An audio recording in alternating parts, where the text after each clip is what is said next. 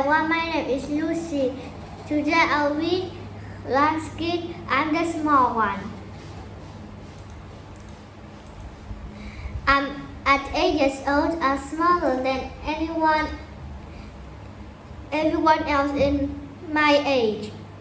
When I walk in the hall school, I have to squeeze in between the bigger kids to get by. Sometimes they bumped into me or stepped on my toes. Sorry, Sophie, I didn't see you, they say. At the playground, little kids always want to play with me. Some even try to boss me around.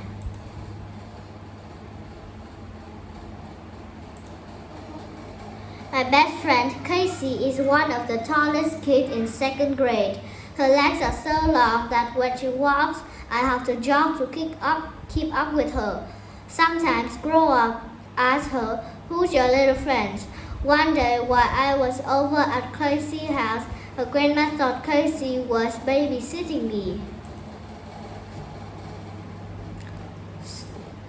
"This is Sophie," Casey explained, "my best friend." "How sweet," her grandma says. She taught me and smiled brightly. "What grade are you in, Sophie?" she asked. "Second grade," I answered. She blinked in amazement, then glanced over at Casey. "Is that true?" she asked. That really rubbed me the wrong way. I used to try to make myself taller whenever I could. My posture was perfect, straight as an arrow. I hung from trees in our backyard to stretch out my limbs. I ate all my vegetables, even the Brussels sprouts. Every day I measured myself to see if I'd grow any taller, but I was the same height every time. It was frustrating.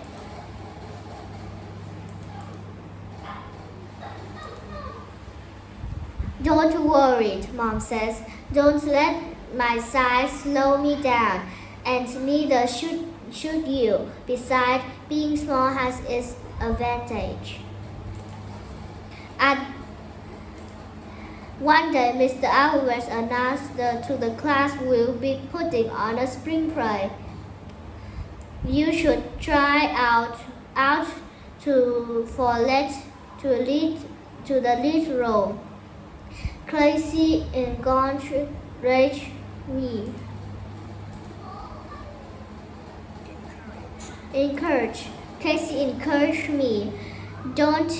I don't think I get it," I sighed.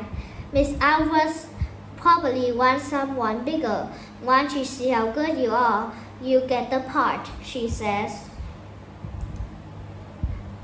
At the audition, I wait with my classmate in the back of the auditorium. When it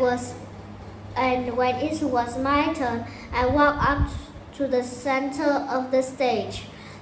I had practiced all the lines, but I never got a chance to deliver them. "Sophie," Mr. Alvarez called, "you'll be perfect as the elf. You're just the right size for the costume." When the audition was finished, Mom was waiting outside for me. "Mr. Alvarez made me an elf," I grumbled. "That sounds like fun," she says. "I don't want to be in the play anymore," I says. "Oh, honey," she says, "I know you didn't get the part you wanted, but I also know you love acting. I bet you'll be the best elf in the play. I won't be hard to do," I thought, since I'm the only elf in the play.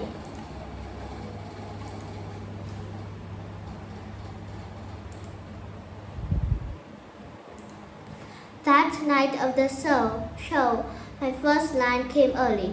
This as the fairy queen, dramatic stuff. Since my other line was toward the end, I went off stage. taking turns scratching Prince and scratching myself. As a bounce, the elf costume fit me not only like a glove, but like a thick wool, itchy glove.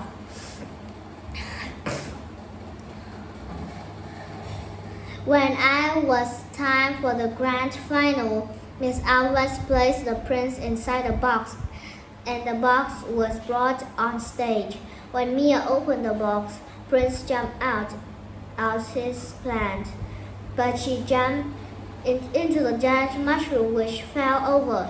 No, not planned. Before Mr. Alvarez's dog could catch him, the frightened dog leaped off the stage and disappeared underneath it.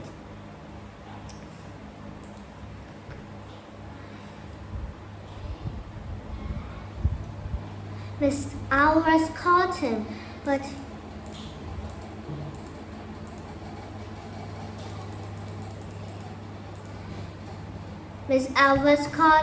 he whimpered and refused to come out. The lights came on the theater, and the audience started to figure it in their seats. The entire class gathered at the edge of the stage. How are we going to get him out of there? Miss Alvarez asked. I'm small enough to squeeze under there, I said. I'll get him. I crawled through the dust and the cobwebs beneath the stage until I reached Prince. In the dark, I could hardly see him, but as I talked to him softly, he licked my face. When we emerged together, the audience clapped and cheered.